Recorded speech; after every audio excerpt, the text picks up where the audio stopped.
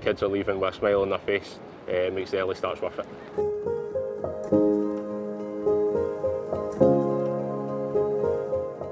Got to the stage that 17-year-old and it maybe wasn't realistic to make it as a footballer. So we're looking for a couple of coaches, so I just went along to help out and took on more and more from there.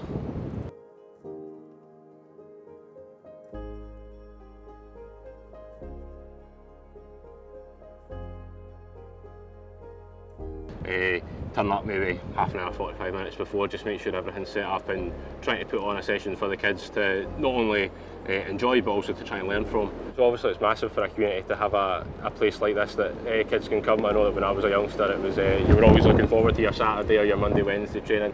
It's all school friends, it's who's out playing in the street and they get to come together on a Saturday morning and play for their football team, which is always amazing.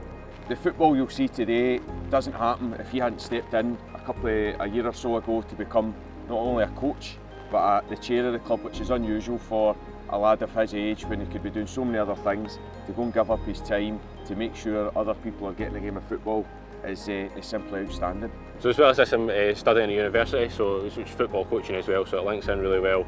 I was very lucky to start at the start of this season working with Spartans Women, but there's also the community aspect of that, which is a great setup and organisation. It's something that I'd quite like Bonnybridge to try and strive to aim for.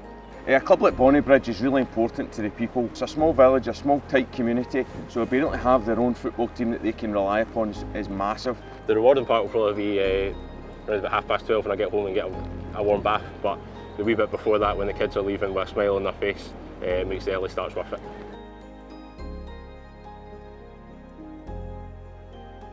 It's maybe not the name I'd describe myself as, and especially not the name that's described to me at the house, but it's great to be part of, and the SFA have been a massive help in providing the grassroots game in Scotland.